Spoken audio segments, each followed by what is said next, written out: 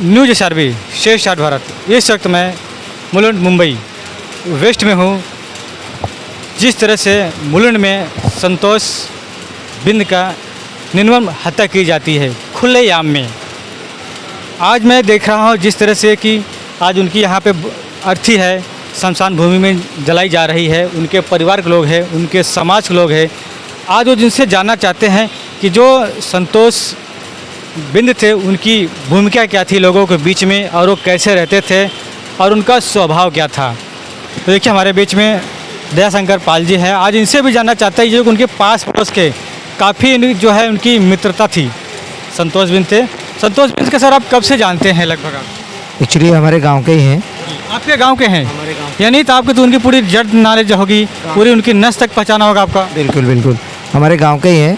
और फिलहाल वो तो जिस तरह से बताया जा रहा है कि काफ़ी कुछ सनन अपराध वाली बात बताई जा रही है कि संबंध वाली बात है, बट ऐसा तो नहीं है। काफ़ी पुजारी टाइप का आदमी था और काफ़ी अपने धंधे परिवार अपने धंधे से लेके काफ़ी कुछ रहा है।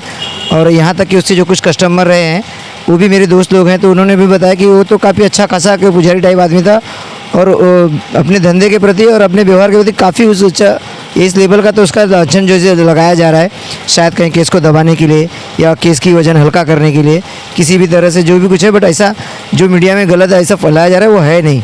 या ये पॉलिटिकल इशू भी हो सकता है कि आप विल प्लानिंग के साथ में भी हो सकता है, क्योंकि एक आदमी खुलेआम एक आदमी का कत्ल करके जा रहा है और काट दे रहा है, कोई बोलने वाले नहीं है।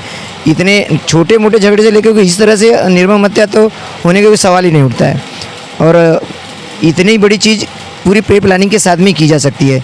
या उसके पीछे जो क्रिमिनल है वो भी शायद हमारे गांव से 3 किलोमीटर की दूर का है, तो शायद यह है कि कोई बैकग्राउंड सपोर्ट भी रहा हो। कुछ भी बोल सकते हैं, इसके बारे में आइडिया नहीं है। तो क्या हो सकता है कि जो राकेश प्रजापति था या अधिकार लिखता है, क्या उस शक के दायरे में ऐसा नहीं हो सकता है? शायद उसका भी तो रिकॉर्ड पूछने सुनने में आया कि काफ़ी उसका भी गलत रहा हुआ है कि उसकी पहले एक बीवी को छोड़ दिया हुआ है, एक बीवी को मर्डर हो गया है। तो अलग अलग तरह से सुनने में तो क्रिमिनल रिकॉर्ड तो ज़्यादा वो राकेश का ही है।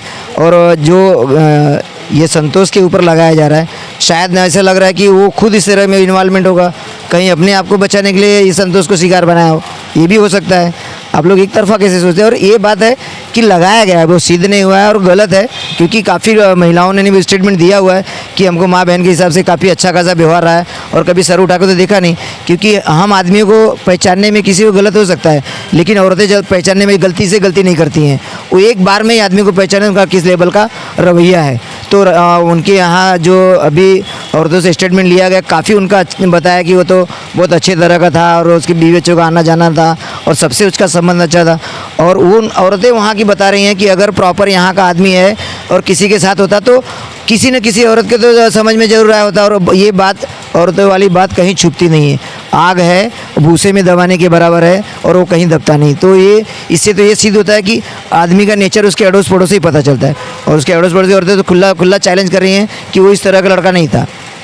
तो यार कहीं कहीं वो काफ़ी अच्छा व्यवहार से बताया जा रहा है। और जिस हिसाब से गाँव से भी जानते हैं हम, और काफ़ी अच्छे उनके घर पे से क्रिमिनल रिकॉर्ड या ऐसे कुछ व्यवहार तो है नहीं। धन्यवाद सर। तो एक मिनट सर, थोड़ा जहाँ पे मैं गया था, गए थे कल, जिधर गए थे, आप क्या कहना चाहते हो? जिधर संतोष भाई रहते थे, जिधर हम गए थे, वहाँ की गली की औरत क्या बोल रही थी कि उसने अपनी पहली वाली बीवी को जला के मारा था। कौन जलाया था? राकेश प्रजापति, जो भी लिखता होगा नाम वो।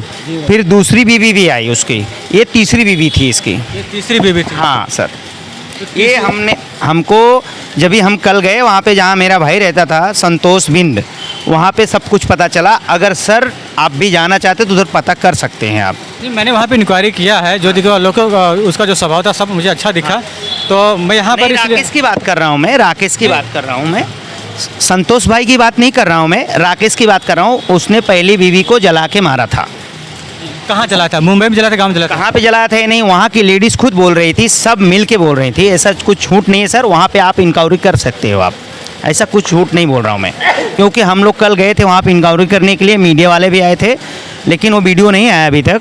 लेकिन सब औरत ने बोला, उधर मिल के सब साथ में बोले हैं कि इसमें कोई झूठ नहीं है।